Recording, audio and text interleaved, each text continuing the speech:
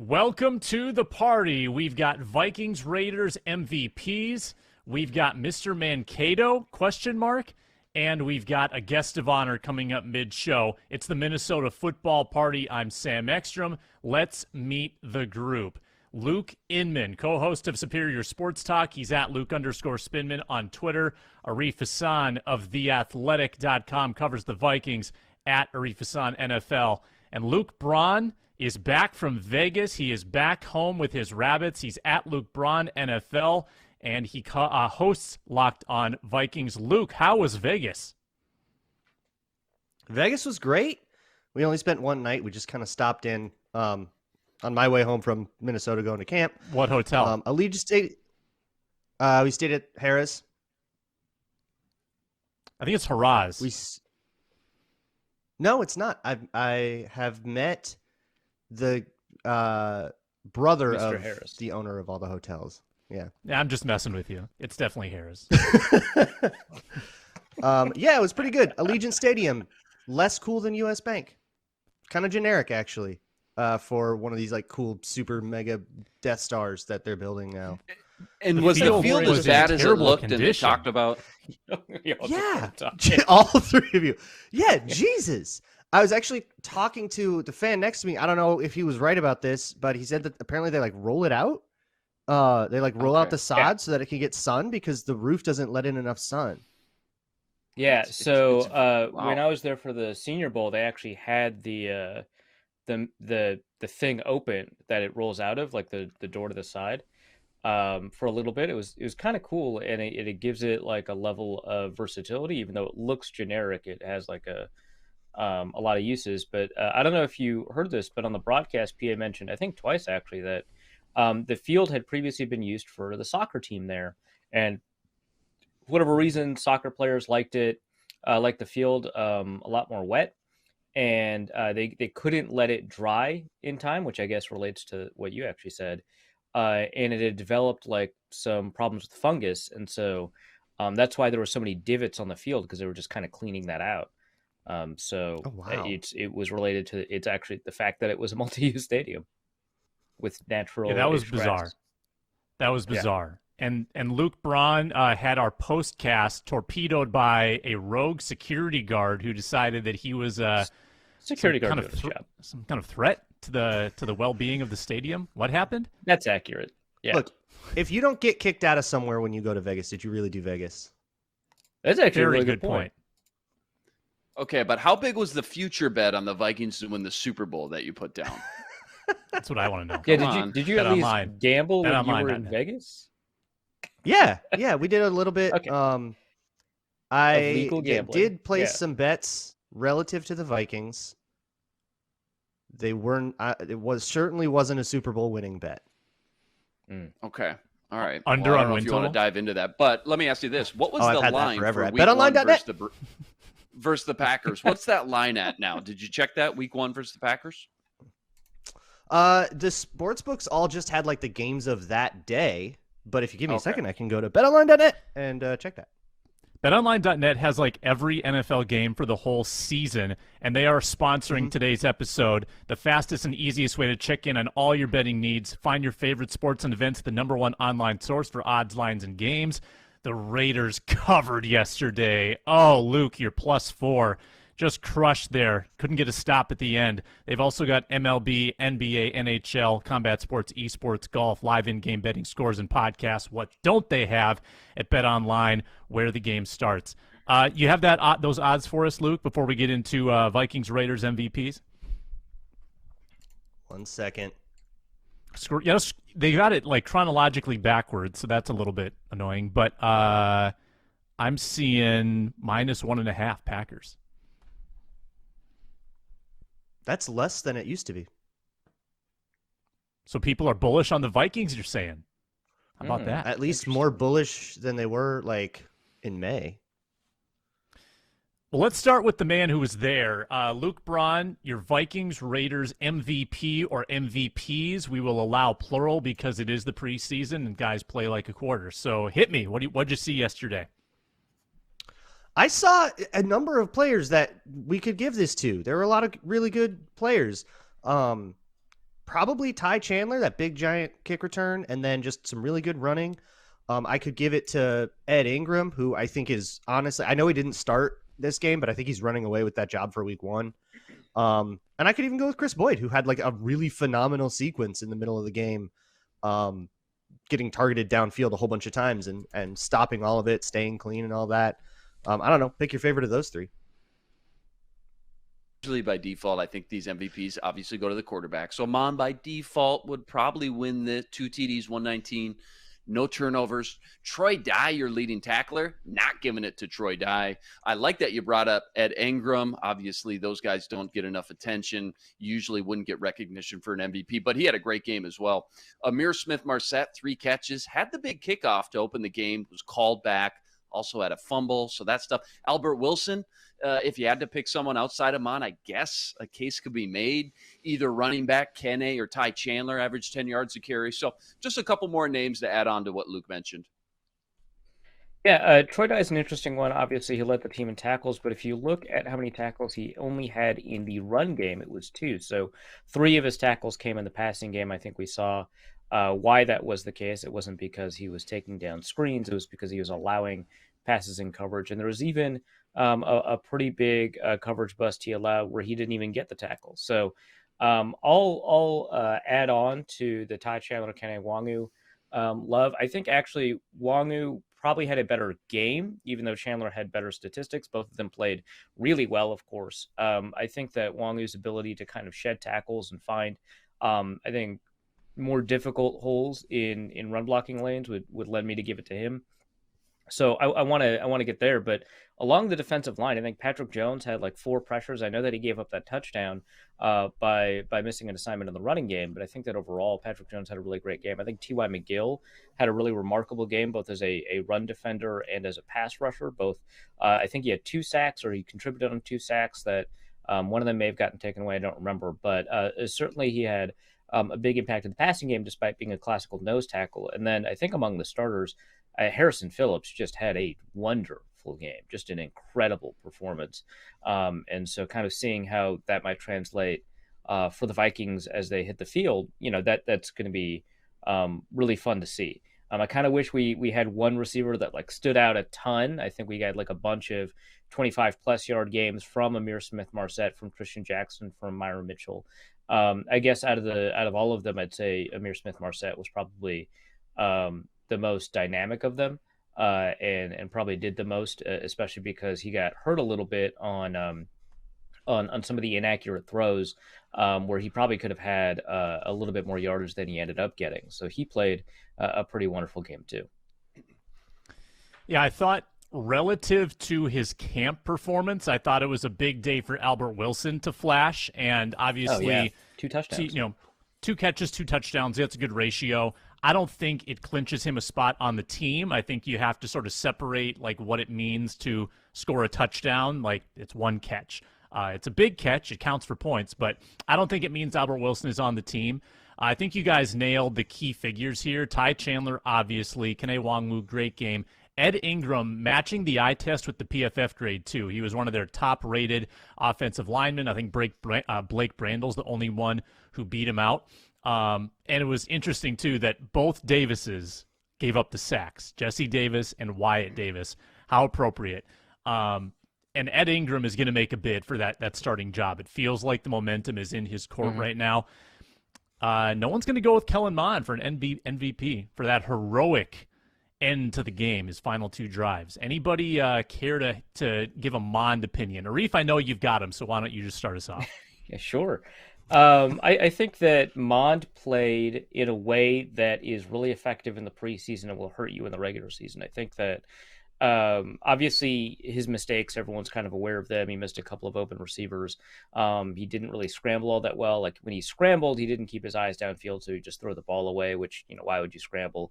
And of course, kind of as the game had progressed, he was getting a little bit more successful at hitting targets deep downfield. I think he had 4, passes that have been completed for 15 plus yards, which was really nice to see. But the issue for me, I think, is just how long it takes for him to get rid of the ball, and how quickly it takes for him to make a decision. If his first read is open, he'll throw to that guy maybe a tick late. But, if his first read's not open, he's having a lot of difficulty, getting things going. So statistically, he was I think the third or second best, I guess, depending on the statistic, quarterback in the preseason this first weekend. But I think that how long he held onto the ball, how quickly it took for him to make a decision, those are such concerns I have coming out of that game, that even though statistically, he looks quite good, 100 plus passer rating, I think that just generally speaking, that kind of play doesn't translate well. It's kind of like scouting a college quarterback. You find out that this guy has really great statistics and you watch it and you think that game doesn't translate at the next level for whatever reason. Here, I think the reason is just kind of timing and tempo, where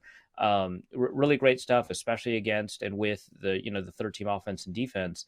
But stuff that I the same concerns I have about Mond, I have coming out of that game. Yeah, he was late, I think, a lot. That's that's always been the thing with Kellen Mond this whole year, is that timing has just not been right. But that said, he was still completing the passes. A lot of that has to do with being up against a third team defense. There's just going to be more space. And I think the wide receiver depth the Vikings have is going to be pretty good. Yeah. Their third team receivers are good. So they have a big advantage there in the fourth quarter of the game.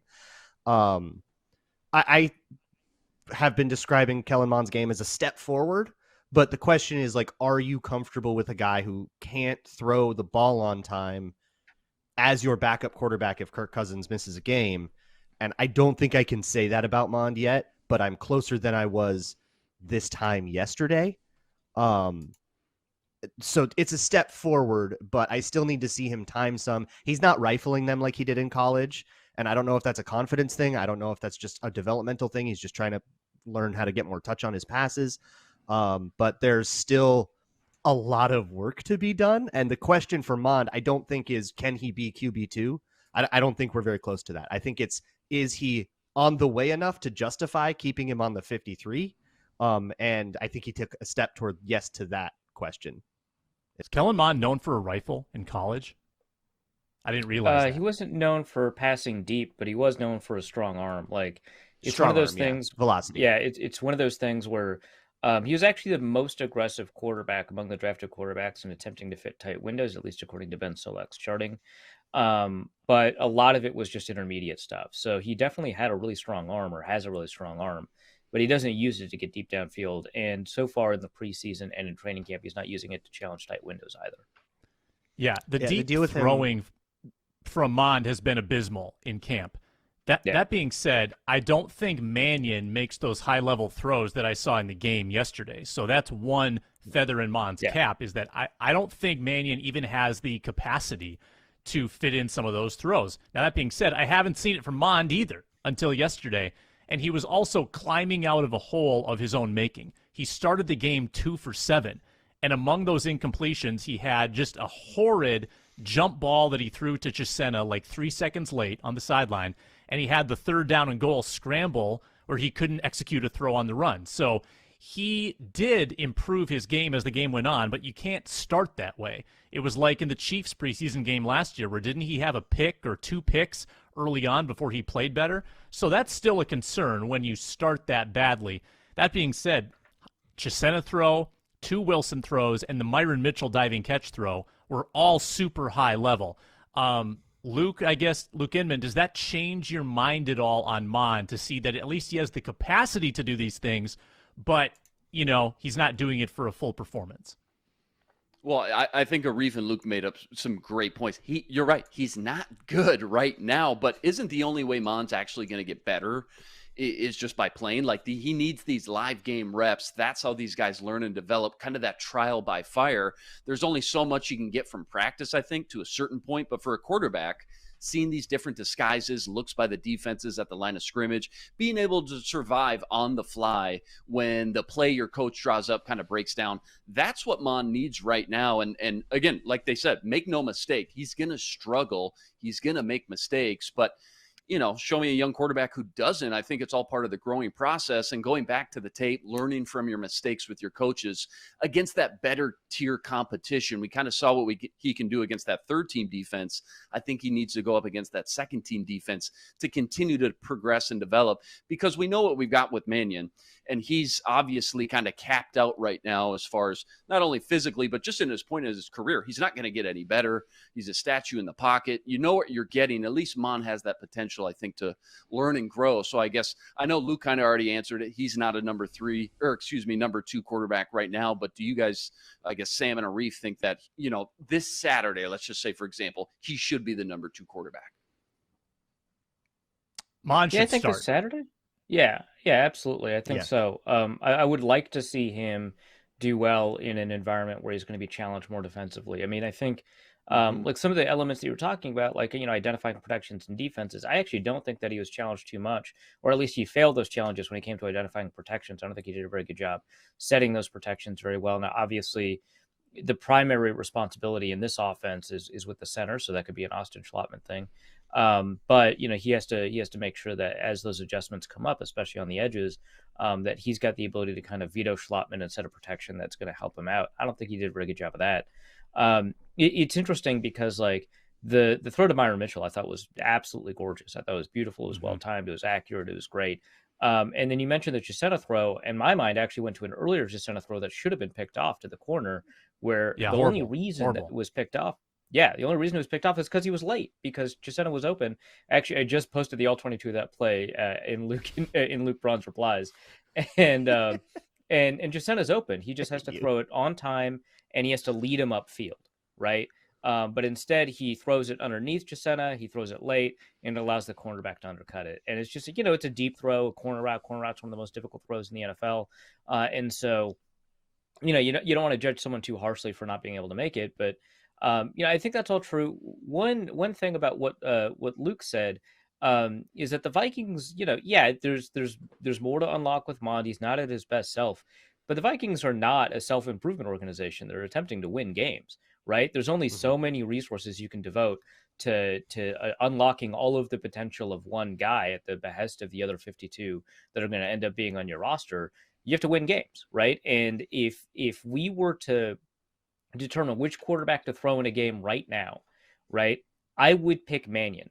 I think Mond had a better preseason game. I think Mannion had a better game in terms of what you would ask an NFL quarterback to do in the regular season, given the regular season challenges of more complex defenses and faster defensive backs. So we do need to see more from Mond. I would love for him to start, absolutely, on Saturday. I think that's paramount because you want to see him at an elevated level of play. But I think I would pick Mannion. And then the thing is, I thought in the most recent practices, Mond outperformed Mannion. So it's not even like I think that Mannion is worlds better than Mond. I just think that in the particular qualities that you expect to see in a regular season game from a quarterback, that Mannion just kind of has it right now, and that Mond is on the way to getting there. Yeah, let's get a quick. Tomorrow. Really, I mean, it's a conundrum because the Vikings. The preseason. I don't think you want all 3 quarterbacks on your roster. I think you want to preserve a roster spot there, but you probably don't want to cut Mond because of the positional value, the draft status, just his age, more ceiling. But you don't want Mannion to be your only number 2 either. Like, I mean, you kind of need to have another person to come in here, because if you cut Mannion, he's not going to go to the practice squad. So you're not going to have a third quarterback in the organization. That's what's problematic. And if Mond is your backup, that's dicey as well. Let me just pivot this into a little rank 'em segment. I want you to look at last year's third-round picks, and I want you to rank their progress. Or you could do it. You could rank who's more screwed when it comes to cutdown day, whatever you want to do. You've got Mond, you've got Wyatt Davis, Chaz Surratt, and Patrick Jones II. Rank where they are at in your mind. Luke Inman, give you the start on this one. Okay, I think I'm gonna go Patrick Jones as my number 1, and then I'm going Kellen Mond, and then these last 2 I'm having a tough time. I guess Chaz Surratt by default. He played a little bit more special teams. He had a couple more tackles, but neither of those last 2 are worthy of almost even ranking. They're just absolutely swing and misses, which is obviously pretty depressing, kind of frustrating. But Patrick Jones, I think, has shown enough. And then Kellen Mond, number 2, and then kind of a free-for-all. Roll the dice. Pick your poison, Chaz Surratt or Wyatt Davis. I think I'm giving the edge to Chaz Surratt. Yeah, I think I'd go in the same direction there, honestly. The exact same order. That's even if you exclude the preseason game and only look at camp, I'd probably give the same order. I think Patrick Jones has had an okay camp. He had a really excellent game. Mond had a pretty bad camp. He had a really decent game. Chaz Surratt, it looks like a quarterback playing linebacker. I don't know how else to put it. He didn't have, a wonderful game, but at least he contributed. And then Wyatt Davis, I think, just had a really poor game, which reflects a really poor camp from him. Yeah, I think the order's pretty simple, except the last 2 are the only ones where it gets like Patrick Jones, far and away the best of those 3, because he's going to make the team, and we can't for sure say that about any of the other ones.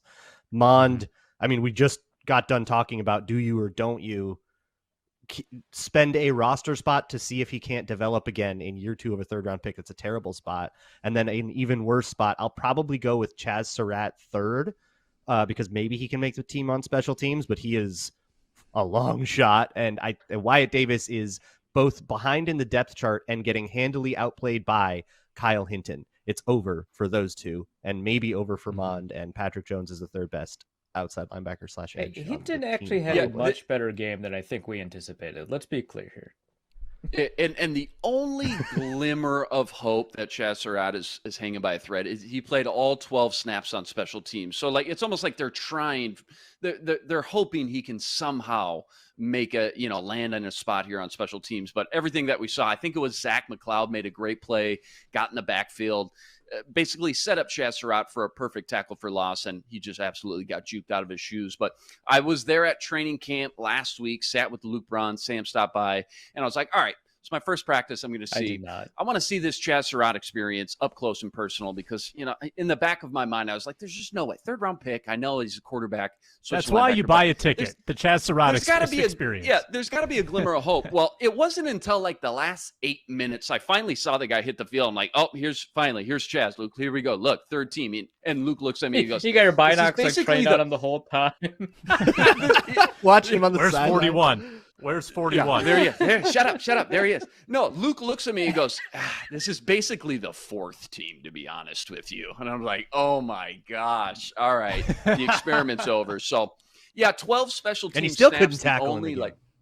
And he still couldn't tackle in the game. 12 special team snaps. The only small glimmer of hope he has, obviously he's going to have to make the team because he's going to, excel at special teams. But right now, 2 huge swing and misses with Wyatt Davis and Chaz Surratt. I don't think either of them make the team. In fact, the first round of cuts, they could both be gone too. Yeah, I think the order is correct. And if Mond doesn't bounce back in yesterday's game, he might be right there with sort of the unrankable guys, just as major disappointment. He still might be. I'm not convinced he's not, but we saw more in 2 drives from Kellen Mond than we have from Wyatt Davis or Chaz Surratt at any point. Surratt, to me, is a bust. Troy Dye keeps getting chances and keeps looking slow in the pass coverage game, unable to make an impact in the run game. I don't think Troy Dye is a lock on this roster either. Good news is I think Asamoah might be a player.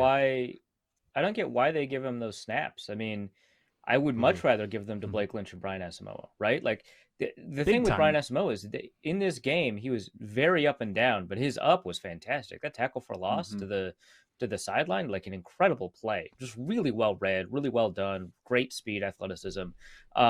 He has some pretty big downs to him, and he's overrunning plays a lot.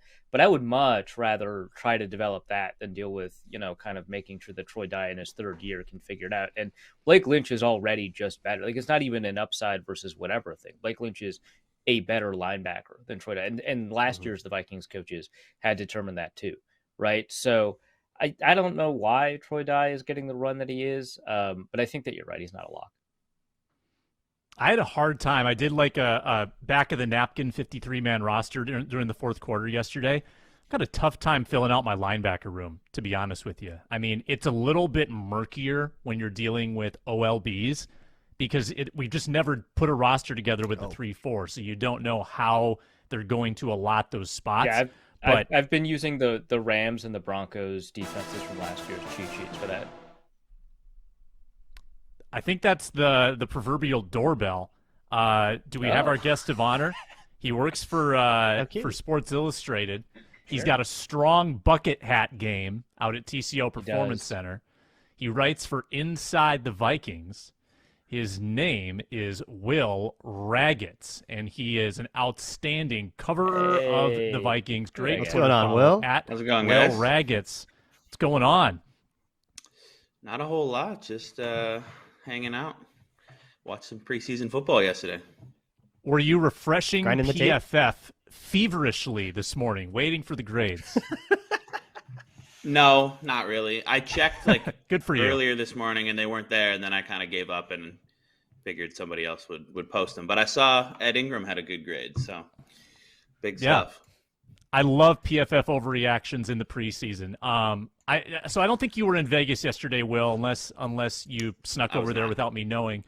But how hard are you going to angle to go to the regular season game next year? Because I might pay my own way. That's going to be awesome. Yeah, there's a few every year that you circle and try to get to if possible, and that's got to be up there. I mean, that stadium just looks awesome. I really want to get to SoFi as well at some point, but yeah, I've actually never been to Vegas somehow. That's a gorgeous stadium. I'm gonna have to make that happen at some point. Yeah. Everybody that I talk to on our beat, Will, doesn't know how to have fun in Vegas. Yeah, Vegas, who cares? I would love to go. That would be a great time for me. I feel Sam, Will, you're a degenerate. There's no way that you wouldn't find something to do in Vegas. No, yeah, it's bad for me. It's definitely bad for me. But I'm going to be that guy who goes to Haraz and finds a $25 minimum craps table. Guys, they're giving out player cards. All you got to do is give them their ID. Look, they're free. Check these out. And you get points. That's Sam on the first day. Collect them all. He's got 7. Vegas would get scammed immediately. I wouldn't pay for a single bet. It would all be free promo money. Will, we were just talking about some struggling players yesterday. Who do you think tanked their stock in yesterday's game? Let's start with the negative. Yeah, I think there's a few players that were not particularly impressive. I'd say I heard you guys, I think, talking about him before I got on, but Chaz Surratt seems kind of like a lost cause at this point in year 2. I just haven't really seen much from him. He's been buried with the threes during training camp, and then yesterday seemed to be out of position at times. I'd say Jesse Davis, even in a really small sample size, maybe just as much with him not looking great on his 8 plays or whatever, but also the fact that Ed Ingram came in and played really well. I think Jesse Davis, I even last week I had him probably still 60% to be the week 1 starter at right guard. I think that's firmly below 50% at this point with what he and Ed Ingram showed yesterday. I mean, it's still time, of course, but those are 2 that kind of jump out to me. So out of that kind of receiver melange, I mean, Matthew Collar and I have had a little bit of back and forth on Tristan Jackson and Myron Mitchell. I think Collar's ahead on this one right now. But there's a group of receivers kind of right below Amir Smith-Marset that you can't really figure out kind of who the 5th receiver is going to be, if there's going to be a 6th receiver, who that's going to be. Jalen Naylor did not avail himself particularly well in this game, but I thought he's had a pretty good last week at camp. How do you kind of sort out that room?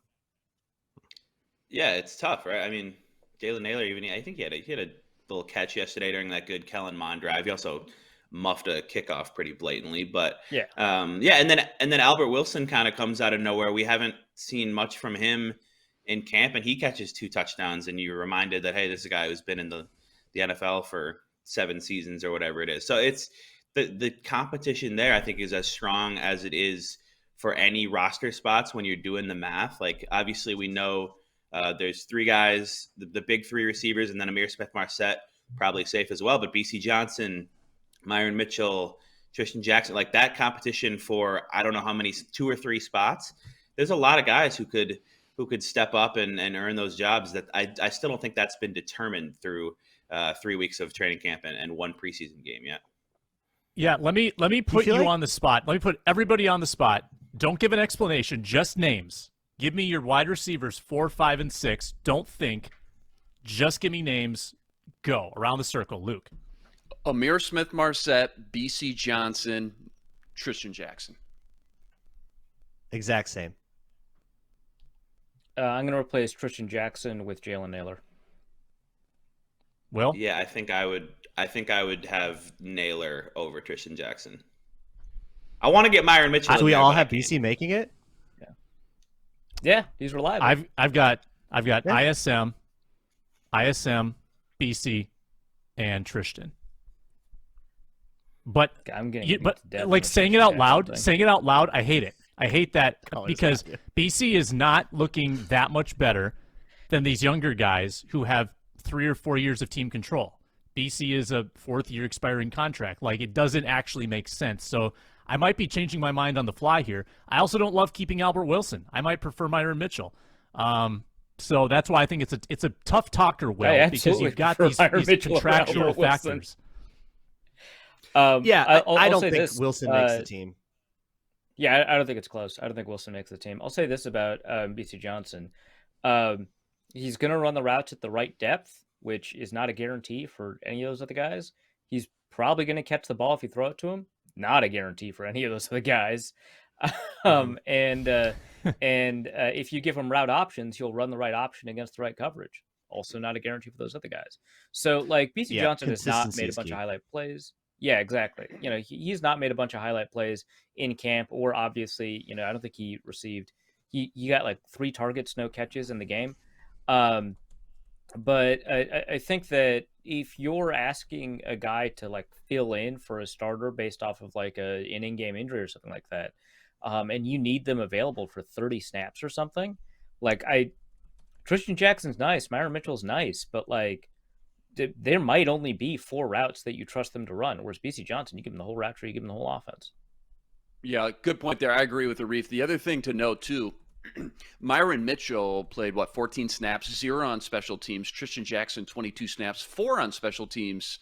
Olabisi Johnson 30 snaps, 9 on special teams too. So Myron Mitchell, that kind of popped out, that 0 special teams reps at all. I thought that was interesting. I haven't kept close tabs on that during training camp, so I didn't know where they were at. But obviously a lot of talk about Tristan Jackson versus Myron Mitchell. Interesting to note Jackson was in on special teams. Myron nowhere to be found there. You could find a few people here on the like bottom end of the roster kind of via the practice squad too. Like I call it that like Perry Nickerson spot where you're not really on the roster, but you kind of are because you're going to get elevated, or you might end up kind of coming in just to do a special team or something like that. So you might see a lot of these guys, both Tristan Jackson and Myron Mitchell. And if Jalen Naylor doesn't make it, you'll see him on the practice squad in the building, learning, being part of it, but maybe just not dressing on game days. Before yesterday, Will Ragatz, I don't know if I would have had a clear-cut Mr. Mankato. Like, I've gone down the roster. I wouldn't have known who it was. Ty Chandler seems to be the runaway favorite. Am I forgetting anyone? What? Amir Smith-Marset I was just in the surprised mix? you had one now. Greg Joseph. No.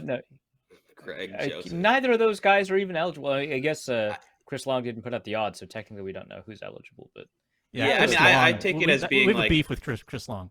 It's like first and second year players, right? And like not really early draft picks. I think Ty Chandler's up there, although yesterday like wasn't super expected necessarily. Like he hasn't flashed a ton in camp in my eyes, at least, and also he was running behind some pretty large holes yesterday, but still looked really impressive. Yeah. I think he's up there.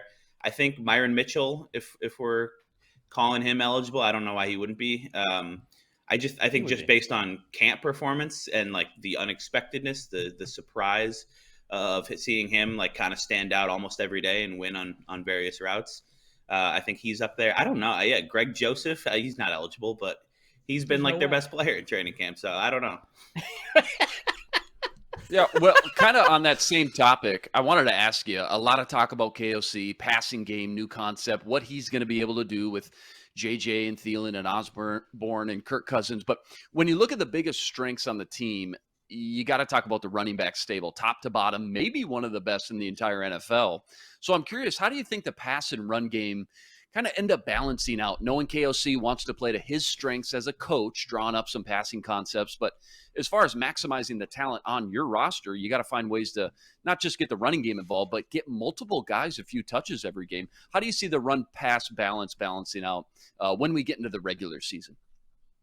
Yeah, I think maybe there's this perception sometimes that the Vikings, because they have Kevin O'Connell now, are just going to become this like ridiculously super pass heavy team. I don't think that's true. I think they might become slightly more pass heavy, but they want to marry the run and the pass. And they have, like you said, really good running backs. Dalvin Cook, whenever he's healthy, is really good. The depth there is really impressive. And then they've got some good run blockers as well. I mean, for all the talk about Garrett Bradbury being unable to hold up in pass protection, he's still a good run blocker on the reach blocks and the whole interior. I mean, they're really athletic across the line. So, yeah, I think they're going to run a lot and use that to set up play action, make things look similar. And, yeah, I will say one thing on the running backs is like a preseason overreaction that I've seen is people are saying like, oh, trade Alex Madison. And I think that's way too premature just because Kene Nwangwu and Ty Chandler looked pretty good yesterday. Madison is still the guy that you want to have if Dalvin Cook misses time as kind of that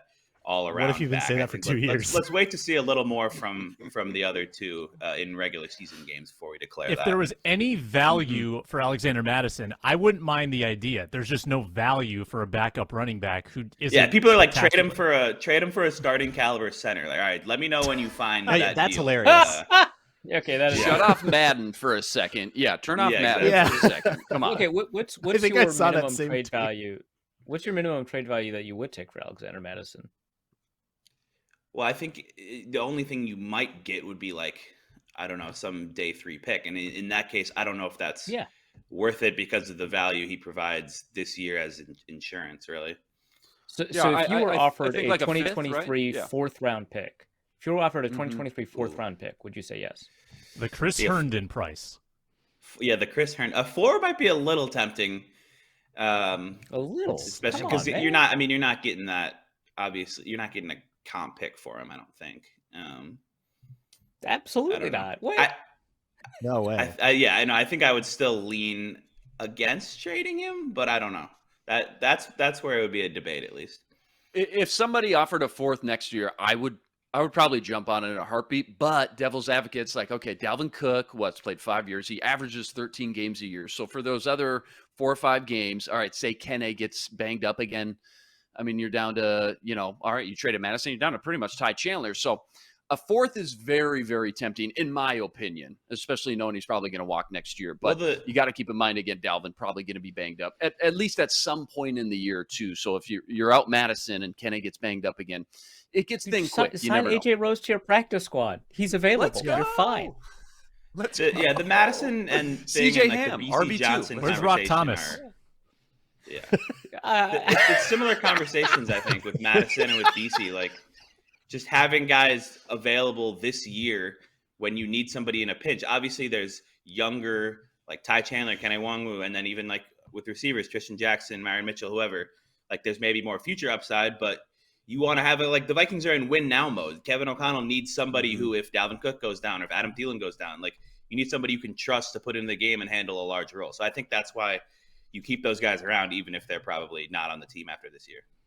Mm-hmm. I have a deep mistrust of Alexander Madison's ability to step in and execute the role without making misreads and mistakes. And that goes back to last year, bad reads last year, missed protection calls and stuff like that. I saw some of that in camp this year.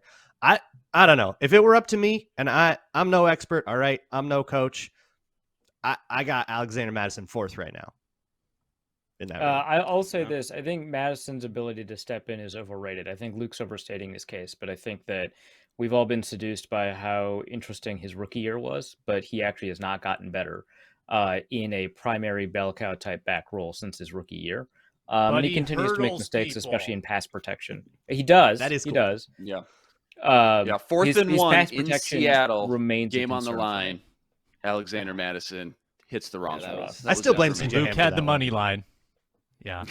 Yeah, I think actually Luke Braun might be right that is not as much on Alexander Madison as it seems. I'll say that. But still gotta make it. I made up a super dumb game that I thought we could play with Will before he leaves. Would you guys like to play with me? The whole point of the show. All right. So we're going to go. I've got the 8 teams that T.Y. McGill has played for or been a part of in his career written down in front of me. We're going to go around the circle. You have to guess a team. If it's on the list, you survive. If you miss, you're out. We'll go clockwise. Luke Inman, you've got the full 32 teams, actually 31 teams because the Vikings aren't included. There's 8 teams that you can pick from, so hit me with something. T.Y. McGill, how do you spell that? The T stands for Tyrone. Tyrone McGill. Okay. Indy? Is Indy one of them? Correct. Yes. Indy is on the list. Did you know that, or was that just a 25%? No, that was if I would have went last, I probably would have been out. That was the 25%. only one team I was slightly confident about. And even my confidence there was about a 3 out of 10. So I'm out of it. Yeah, he played for them for 2 years. All right, Luke Braun. You somehow stole mine. So I guess I'll go with Stole Buffalo? mine, too. Oh, sorry. Who'd you go with? Buffalo Bills? No, it is not on the list. All right, Luke Braun I out. And knew now it our was guest. Indy because. Oh, now it's okay. Yeah. I mean, if I ever had clicked on his Pro Football Reference page, I don't remember doing that. So I'm gonna just I'm gonna go with the Washington professional football team. That's on the list. Good job, Will. Wow. You survived. Hey. Yeah, Let's go. big time. Maybe that was somewhere deep back here, and I just conjured it right now. I don't know. I mean, if you No, follow I only Pro knew it Football was- Talk, they have every transaction ever. So you've probably seen it Oh, wow. 8 times come across your feed. Sure.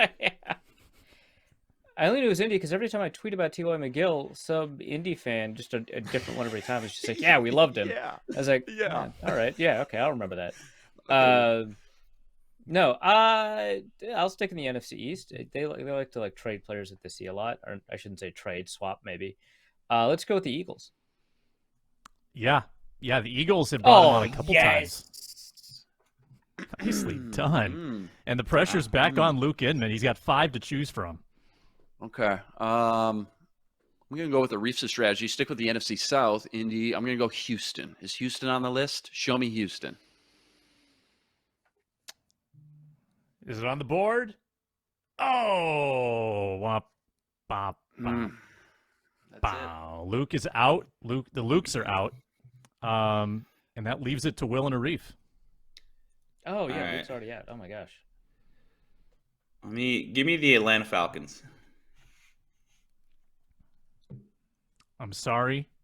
They are not on the list.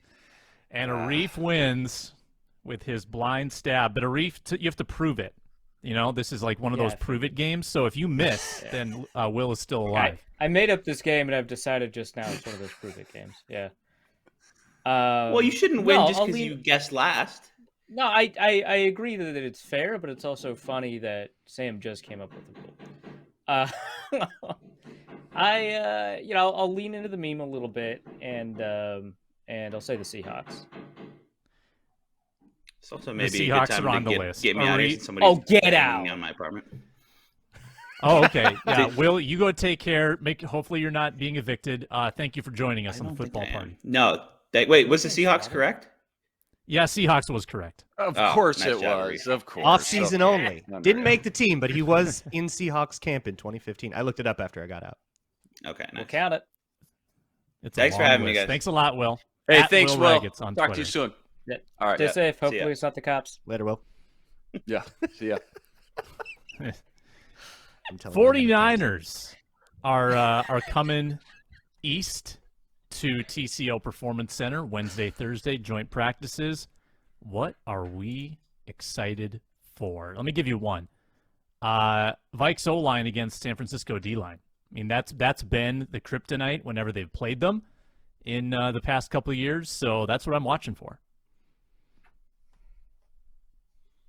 I Danny Gray, I think SMU superstar, number 1 receiver on the San Francisco 40. that's a good one. I'm just pulling up the depth chart here. Yeah, Danny Gray, that's a fun rookie to watch. Drake Jackson, that's a fun rookie to watch. Defensive end, USC. Oh, yeah. Robert I like Kindiche is still in the NFL, huh? Came over from Whoa. Seattle. Ends up, looks like third team defense here. I was trying to find any former Viking connections. So Kindiche's on his third NFC West team? Yeah, I didn't have a bad strategy there at all. Yeah, correct. No, this time it should pan out, though. Yeah, for sure. Yeah, who knows? Maybe Jimmy G ends up getting moved or traded from, by the time today until kickoff Saturday. I don't know. But those are the few names that are kind of sticking out right here. Yeah. Well, Jimmy G won't be there, right? Yeah, No, he'll physically he be there. He's not going to play. No, he won't play. Jimmy G. Why would he even be there? I guess I'm confused. Actually, about that's a good point. Doing. That's a good point. Like, there's no reason because he's not practicing either, right? So just kind of chilling, getting paid. God, what a life! I think Trey Lance is the most compelling person to watch practice. I mean, for obvious reasons, he's like a major factor in the NFC this year, like whether he's good or not. Yeah, it's always fascinating when you get a position player to play quarterback. I agree. How about seeing Trent Williams up close and personal, and then go and watch Christian Darrisaw right after that? Trent that Williams. could be like interesting. Looking into a mirror. Yeah. Oh my God. Yeah. Dad. Seeing the 49ers roster brought back flashbacks of our Kyle Juszczyk bet in Super Bowl 2 years ago. Remember that, Luke and Arif? The first touchdown. Do we bet first touchdown and he was like a yard short of the first touchdown? No, he got it was first touchdown of the game. Right. And he got the first touchdown for San Francisco for the 49ers. And I believe he scored again later. Like our instinct was spot on, scored twice. That would have paid handsomely. Go figure. That was an old football machine wager. How about Fred Warner? Seeing him up close, George Kittle, Bosa. There's a lot of fun players to watch.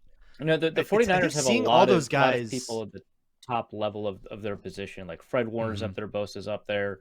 I think Eric Armstead, maybe you wouldn't consider him a top 3 interior defensive lineman, but I mean, he's really fantastic. I would really like to see, up there. Him participate. And then there's just like guys that I've been interested in that I've these are guys that I've been, I tracked throughout the draft that, or like undrafted free agency that were like kind of interesting to me. Like, Luke, you mentioned Danny Gray. He was kind of a draft Twitter favorite. Donovan West, I remember watching him at the Shrine game. He's kind of interesting. The guard Nick Sakelj, I don't know how to pronounce his name, but I remember he tested really well. So he's somebody I tracked. And then I remember Keyshawn Johnson. I think he's an undrafted free agent for the Cardinals, I want to say, or 6th or 7th round pick, actually, for the Cardinals. And, that was the class where the Cardinals got Hakeem Butler, Andy Isabella, and Keyshawn Johnson all in one draft. And everybody was like, oh, my God, you got all of these guys. They were rated way higher on the consensus board, amazing steals, and none of them have panned out. In fact, I think only one of them is even on the roster for them. I think it's Isabella. And I don't know, Keyshawn Johnson was one of those guys, I think Fresno State, where I was just kind of curious about how he would turn out because he always seemed like he'd be a talented guy. So a lot of these guys, just Troy Fumagalli, the guy missing a finger from Wisconsin, the tight end. A lot of these guys have been like, at the back end of the draft that I think have been kind of fascinating. Like Oren Burks, the Vanderbilt guy that was in Green Bay for a little bit. Interesting special teams player, kind of doesn't always know what he's doing as a linebacker, but if he develops, he's got incredible athleticism. The 49ers have such high top end talent that sometimes we forget kind of, in some ways like the Vikings, we kind of forget who, are at the back end of these rosters, that have the ability to kind of really, really shock you. Ross Dwelly, I think, has been bouncing around the league for a long time. Ty Davis Price, the 3rd round pick. I mean, they've got a ton of backs that they really like. Trey Sermon had a really good preseason game. So, yeah. And then Kerry Hyder Jr. I mean, he's a hybrid defensive end, defensive tackle that's been around the league. I think he was with the Detroit Lions for a little bit. And he's been a really good interior pass rusher where he's kind of like, that Michael Bennett role that Seattle had, where you could play him at defensive end, you can play him at defensive tackle. And while he wasn't obviously as talented as Michael Bennett, otherwise, we wouldn't be talking about him as like an under the radar guy. He's always been like really productive. So I'm kind of interested in seeing him too. Yeah, those are some good names. I was looking at it through the lens of the actual game itself, assuming, starters aren't going to play. But yeah, come with those joint practices for those 2 days. looking at the trenches, Trent Williams and Mike McGlinchey versus Hunter and za'darius, that would be fun. Debo Samuel and Brandon Ayuk. Get to see Andrew Booth Jr. and Cam Dantzler go up against some of those guys. That'll be a lot of fun. So I think practice is going to be almost maybe more intriguing and entertaining than the actual game itself. Yeah. For sure. Yeah, the 49ers are really well set up to like challenge all the most interesting people. And especially the people who've been kind of superstars of camp. I mean, Christian Darrisaw is going to get Nick Bosa in one-on-ones. Right. I'm fascinated at that, Ayuk and Samuel, like Cameron Dantzler's been kind of a superstar of camp. Yeah, he's been going up against Justin Jefferson. It's not like he hasn't been tested so far, but let's get him a totally different kind of challenge in Debo Samuel. I'm really excited to see kind of those 49ers superstars, those namesakes of the 49ers go up against the guys that have supposedly really taken step forwards. Let's really test it. I've got a 4-minute drill for you guys, and this is going to test you like never before. And you know what's probably going to happen? Because we have a clock today. We have a 1-minute clock for everyone's argument. Arif is probably going to go into debate mode where he talks like 2 million miles an hour. What are you talking about? And I think it's going to be hilarious. Yeah, you know what I'm talking about.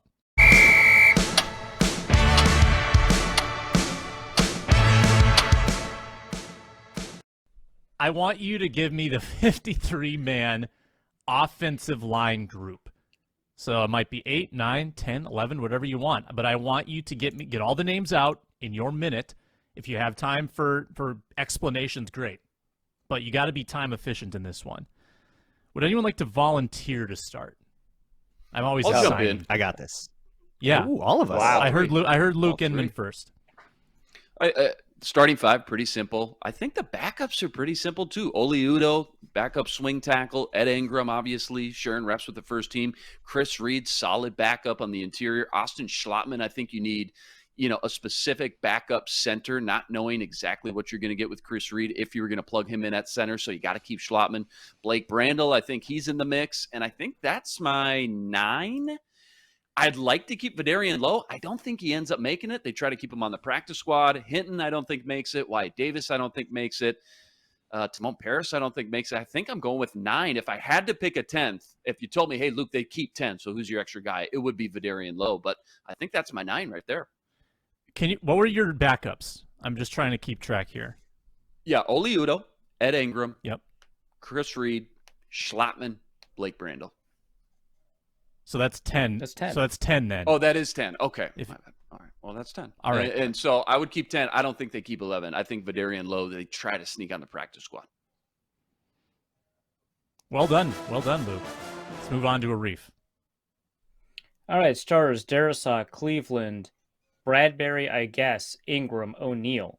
I think that Jesse Davis is going to be a quality backup. Normally, I would keep 9. I think given the performance of Austin Schlottman, I think I'm going to keep 10 this time. So Oli Udoh, Garrett Bradbury, I guess, Chris Reed, Jesse Davis, and Blake Brandel as your backups, along, of course, with Austin Schlottman.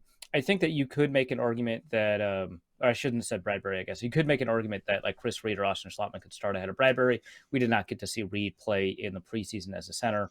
So it would have been nice to see that. I think on the practice squad, I want to put Vidarian Lowe and Kyle Hinton. I think that if Kyle Hinton continues to play like he did in the preseason, he's somebody that's kind of worth thinking about. He played a lot at center for the Vikings. Now he's playing guard. Maybe that's a better fit for him. Remember, he played tackle in college for Washburn, a Division III school. But yeah, I think that you could have that competition at center between Bradbury, Reed, and Schlottman. Schlottman, I think, availed himself well. And then Oli Udoh, unfortunate. Maybe Brandel's the better backup tackle.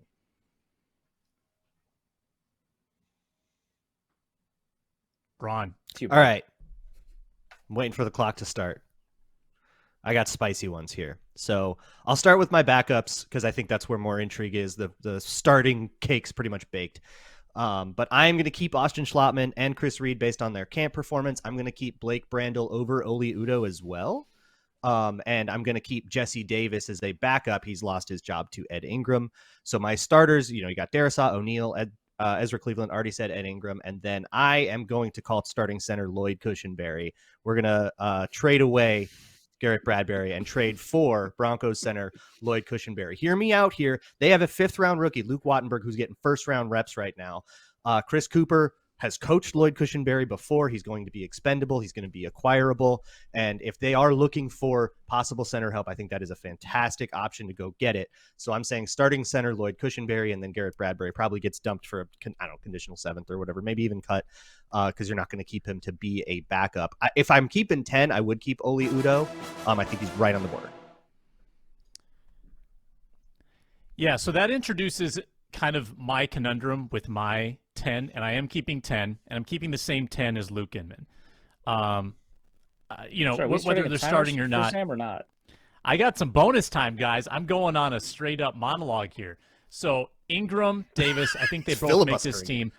I once thought that the Vikings would be compelled to cut one of their veteran pickups, whether it be Davis, Schlotman, or Reed. I didn't think there was room for all of them, but evidently there is. Like, the way it works out, I don't think Lowe or Hinton have forced anybody off the perch. I don't really want to keep Oli Udoh, but I feel like you don't have a lot of tackle flexibility if you only keep Brandel. Like, if you keep only Brandel, who's kicking out to tackle as a backup other than Brandel? Anybody? Jesse Cleveland? Davis. I mean, he sucks at it, but it's Jesse Davis. It's a backup, right? Yeah, I think it's Jesse Davis. Don't love that. Yeah. Don't love that meme. Probably. So do you like Jesse Davis 10. More at tackle or Oli Udoh at tackle? The genuine question. Me? I don't like either of them anywhere. They're both Those bad. are options. Who do you like more? Udoh. Because I haven't seen Udoh be bad in regular season at tackle yet. I guess, man. That's rough. Right? Am I wrong? Yeah, if he's had one game at tackle in the regular season, it was against Chicago's backups.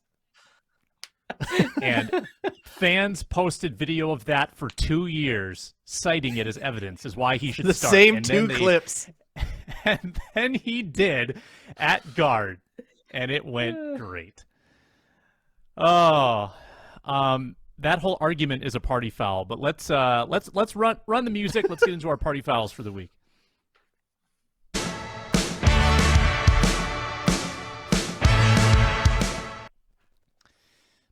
I'll start with this one. My party foul: kicking a 20-yard field goal. Just bad coaching. Now it's preseason, and maybe you're like compelled to get your field goal unit some reps. You want Greg Joseph to get a kick, but I'm going to be mad about that if it happens in the regular season. If you're not going for it from the 1.5-yard line, Sam's not going to be happy. The George Costanza, Luke Inman, I know you get it. You know, Sam's getting upset. That's going to be me. So KOC, don't do this to me, man. Don't be that guy who kicks 20-yard field goals. That's all I got. That's my party foul. My party foul goes to the disease COVID-19. Tries to infect Kirk Cousins, times it terribly. Now he's going to have natural immunity all season. You got to do better than that if you want to defeat Kirk Cousins. Be better. Be better in general. Just be better. Come on, man. I get the press release. Be a better adversary. Like 2:00 yesterday, and the subject line is just Minnesota Vikings not expected to play. And my mind went to, oh my gosh, the team is not going to play. There's a protest. There's a COVID outbreak. Something's happened. And I opened the email thinking there's this massive story, and it's just like, these Minnesota Vikings are not going to play. But my long-lost cousin, John Ekstrom of PR, titled it in a deceiving – it was clickbait. PR clickbait. Yeah, John Ekstrom clickbait. That's the other party foul for me. All right, I'll go with Amir Smith-Marset, the special teamer, party foul. I think -4 total yards as a punt returner. Just could not get it going. Thought he could dance around a little bit. Just couldn't figure stuff out.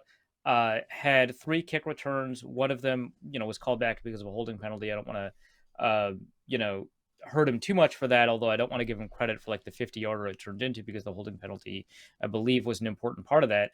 But the other 2 returns were whatever. I think they were both below 20 yards, I want to say, or one was because the penalty was 23 and the other were below 20 yards, and he missed a pretty obvious hole. Now, I know that he was like a special teamer of the year for the Big Ten. He's a really remarkable kick returner in the Big Ten, but he didn't show up, right? And so for the most part, was a really big liability as a returner, more as a punt returner than as a kick returner, but just couldn't get it done. We saw one return from Ty Chandler that went 56 yards. Again, Ihmir Smith-Marsette was hurt by a holding penalty, but he didn't get it in those other two opportunities where Ty Chandler had one opportunity, got 56 yards. So, as a returner, Ihmir Smith-Marsette, which was his primary asset when he was drafted, like luckily he's turning into a pretty good receiver, is just not there. That's a good one. Tough to follow that, but I'm gonna right now. Fantasy football drafts coming up these next 2 weekends. You're gonna pull up the ADP, and Austin Eckler is number 3 on the ADP going into your fantasy football draft. You're getting too cute. Don't pass Derrick Henry, Cooper Kupp, Justin Jefferson, Jamar Chase, even Devontae Adams up for Austin Eckler. If you have to take Austin Eckler, hopefully you don't have to take him that high at number 3 overall. But if you do, make sure to draft his backup and the handcuff Isaiah Spiller as well. That's sound fantasy advice from Luke Inman. Thursday's show, we'll have Ron Johnson joining for his Thursday appearance. Plenty of Vikings 49ers talk and more shenanigans on the Minnesota Football Party.